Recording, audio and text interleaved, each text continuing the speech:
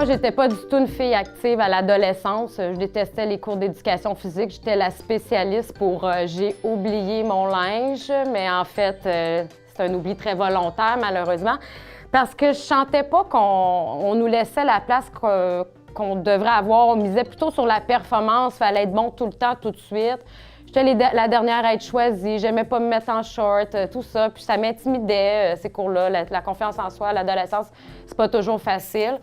Au cours des dernières années, on constate que la condition physique des jeunes se détériore au Québec et partout à travers le monde.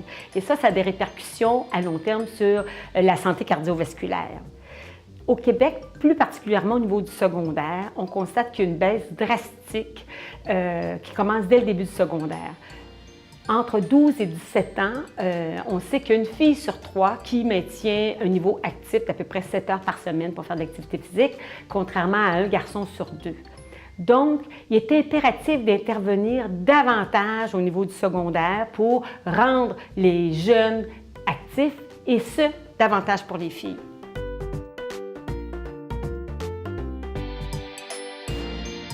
La mission de Filles Actives est de promouvoir et d'encourager l'activité physique chez les adolescentes âgées de 12 ans à 17 ans à travers le Québec. Filles Actives offre un programme d'entraînement et d'activité physique qui, justement, va être encadré par des nutritionnistes, des spécialistes de la santé, mais dans un environnement uniquement de filles. Ce qui leur permet justement de créer des liens entre elles, d'avoir du plaisir à faire l'activité physique. On enlève le volet compétition. Ce qui est important pour nous, dans le fond, c'est qu'elles s'encouragent entre elles. Et par le fait même, on amène des modèles super intéressants, des modèles qui vont les inspirer à bouger, des modèles qui sont pas si loin finalement de leur réalité en tant qu'ados. Filles Actives est présent cette année dans 90 écoles secondaires.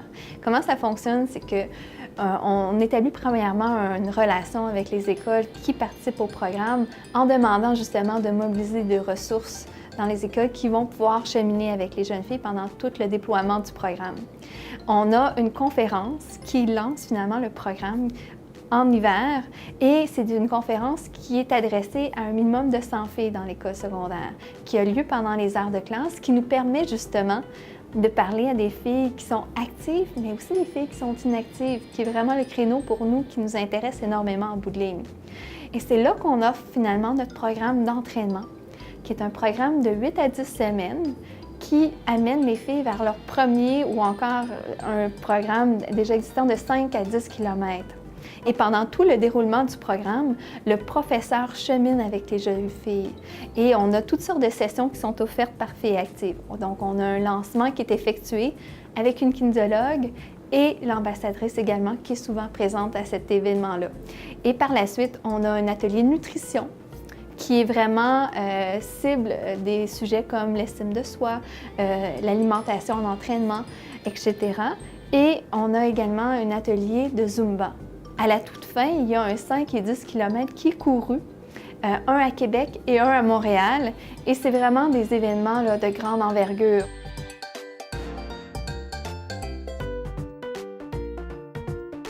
Ici à l'école, on avait un programme d'entraînement pour nos cours d'éducation physique et je n'étais pas fière de mon cardio.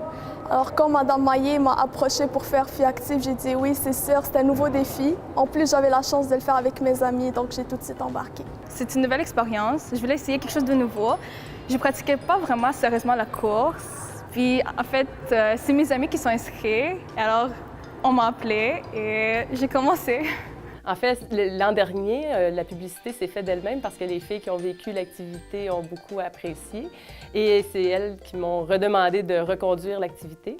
Et tant qu'à faire d'avoir les 5e, les 4e secondaires, on s'est dit pourquoi pas viser encore plus haut. On va aller chercher les 3e secondaires. Alors cette année, pour une possibilité de 310 filles, on a 122 filles inscrites. C'est vraiment l'esprit d'équipe, d'encouragement qui, je pense, amène une grande partie de plaisir. C'est l'ambiance, c'est les filles qui s'encouragent, qui se soutiennent, qui ont du plaisir, puis ça donne le goût aux autres d'en avoir. Elles s'encouragent, elles rient. C'est l'effet de groupe qui amène vraiment une toute autre dynamique. Moi-même, je cours seule et j'adore ça, mais j'ai découvert que c'est particulièrement plaisant en équipe, ensemble, puis le fait d'être entre filles, là, seulement entre filles, puis on sent moins, je pense, de jugement ou de... On se sent moins, nous, on sent moins de pression.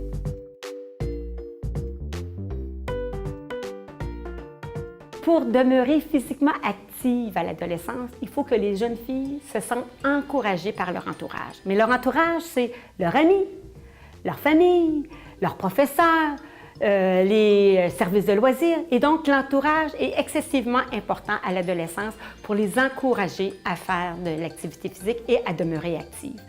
On essaie de créer une norme et la création d'une norme se fait par de multiples bruits, tant par les médias que par l'entourage. On en entend parler, on voit des modèles à la télévision, on voit ses parents qui font plus d'activité physique, on voit le professeur à l'école qui nous entraîne à faire de l'activité physique.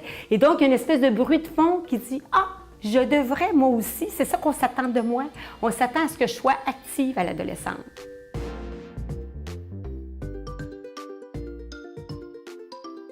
En fait, quand on a mis sur pied Filles actives, on a vraiment commencé région après région. Parce que dans le sens que chacune des régions a sa propre réalité, pour nous, c'est extrêmement important de connaître justement ce qui fonctionne et ce qui ne fonctionne pas pour chacune d'entre elles.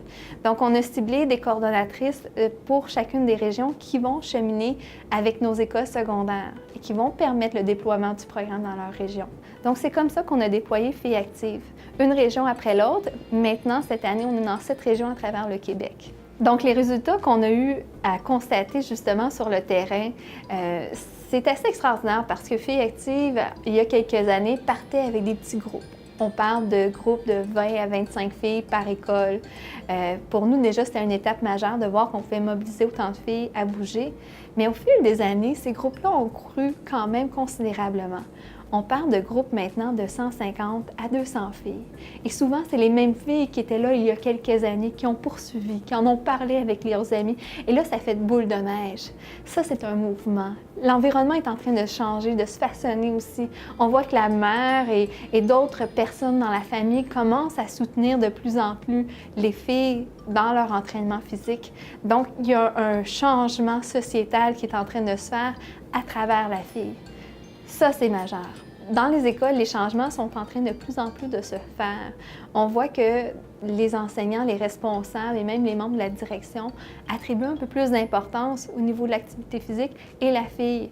Par exemple, il y a des heures de consacrées dans le gymnase pour les filles uniquement, parce qu'ils savent très bien qu'elles ne seront pas nécessairement à l'aise de le faire dans un milieu mixte.